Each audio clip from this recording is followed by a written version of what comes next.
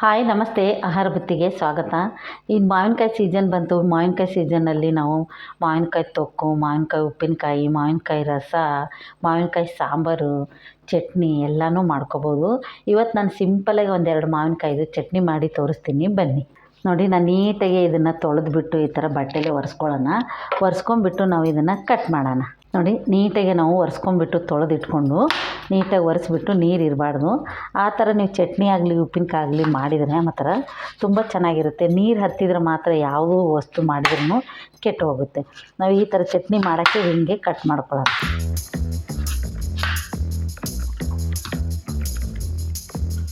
ನೋಡಿ, ಈ ಥರ ಸಣ್ಣ ಸಣ್ಣದು ಪೀಸ್ ಮಾಡ್ಕೊಳ್ಳೋಣ. ಯಾಕಂದ್ರೆ ಮಿಕ್ಸಿ ಜಾರ್ಗೆ ಹಾಕೋಕ್ಕೆ ಇಷ್ಟು ದಪ್ಪ ಇದ್ದರೆ ಸಾಕು. ಇದೇ ಥರ ನಾನು 2 ಮಾವಿನಕಾಯನ್ನು ಕಟ್ ಮಾಡ್ಕೊಂಬರ್ತೀನಿ, ಬನ್ನಿ. ನೋಡಿ, ಈ ಥರ ನಾನು ಕಟ್ ಮಾಡ್ಕೊಂಡಿದ್ದೀನಿ. ನೀವು ಯಾವ ಥರ ಡಿಸೈನಾಗಿ ಕಟ್ ಮಾಡ್ಕೊ, ಯಾವ ಥರ ಕಟ್ ಮಾಡಿದ್ರು ನಾವು ಮಿಕ್ಸಿಗೆ ಹಾಕ್ಬಿಟ್ಟು ರುಬ್ಬೋದೇ ಇದು. ನೋಡಿ, ಒಂದು ಜಾರ್ ಇಟ್ಕೊಂಡ್ಬಿಟ್ಟು ಇದು ಮಾವಿನಕಾಯಿ ಈ ಥರ ನಾನು ಜಾರಿಗೆ ಹಾಕ್ಕೊತಾ ಇದ್ದೀನಿ. ಹಾಕಿಬಿಟ್ಟು ನಾವು ಇದಕ್ಕೆ ಬೆಳ್ಳುಳ್ಳಿ, ಚಿಲ್ಲಿ ಪೌಡ್ರು, ಉಪ್ಪು ಎಲ್ಲ ನಮಗೆ ರುಚಿಗೆ ತಕ್ಕಷ್ಟು ಹಾಕ್ಕೊಳ್ಳೋಣ. ಇದು ತುಂಬ ಸಿಂಪಲ್ಲು, ಏನು ಈಜಿ. ಒಂದು 2 ನಿಮಿಷದಲ್ಲೇ ಮಾಡ್ಕೊಂಡು ತಿನ್ಬೋದು. ನೋಡಿ, ನಾನು ಸ್ವಲ್ಪ ಒಂದು 4-5 ಪಳಕಷ್ಟು ಬೆಳ್ಳುಳ್ಳಿ ಹಾಕ್ತಾಯಿದ್ದೀನಿ. 1 ಸ್ಪೂನಷ್ಟು ನಾನು ಜೀರಿಗೆ ಹಾಕ್ತಾಯಿದ್ದೀನಿ.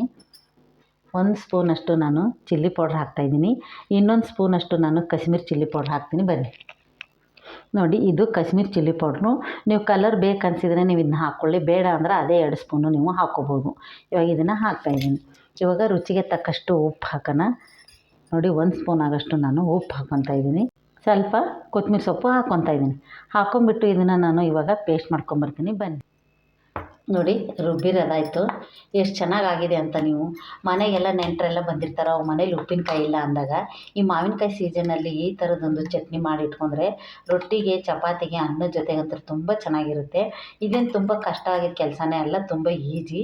5 ನಿಮಿಷದಲ್ಲೇ ನಾವು ಮಾಡ್ಕೊಂಡು ಪಟ ಮಾಡ್ಕೊಂಡು ತಿನ್ಬೋದು ಚಪಾತಿಗೆ ಹಚ್ಕೊಂಡು. ಇವಾಗ ಇದಕ್ಕೊಂದು ರುಬ್ಬಿರೋದಾಯಿತು. ಸಣ್ಣದಾಗಿ ಒಂದು ಒಗ್ಗರಣೆ ಹಾಕೋಣ, ಬನ್ನಿ.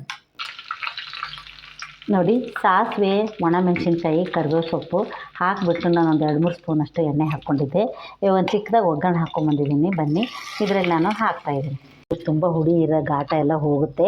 ಈ ಥರ ಒಗ್ಗರಣೆ ಹಾಕ್ಕೊಂಡು ತಿಂದರೆ ಮಾತ್ರ ನೀವು ಸೂಪರಾಗಿರುತ್ತೆ, ತುಂಬ ಚೆನ್ನಾಗಿರುತ್ತೆ. ಒಂದು ಸತಿ ಇವಾಗ ಮಾವಿನಕಾಯಿ ಸೀಸನ್ ಐತಿ, ಒಂದಾಗಲಿ 2 ಆಗಲಿ ಮಾವಿನಕಾಯಿ ತಂದು ನೀವು ಇದನ್ನು ಚಟ್ನಿ ಮಾಡಿ ನೋಡಿ, ಹೇಗಂತ ನಿಮಗೆ ಗೊತ್ತಾಗುತ್ತೆ. ನೋಡಿ, ಇವಾಗ ರೆಡಿಯಾಗಿದೆ. ಮಕ್ಕಳಂತೂ ಊಟ ತಿನ್ನಲ್ಲ ಅಂದರೆ ಈ ಥರದ್ದು ಹುಳಿ ಇರೋದು ಒಂದು ಸ್ವಲ್ಪ ಚೆನ್ನಾಗಿರುತ್ತೆ. ನಿಮಗೆ ಬೆಲ್ಲ, ಇಂಗು ಬೇಕಂದ್ರೆ ನೀವು ಹಾಕ್ಕೊಂಡು ನೀವು ರುಬ್ಕೋಬೋದು.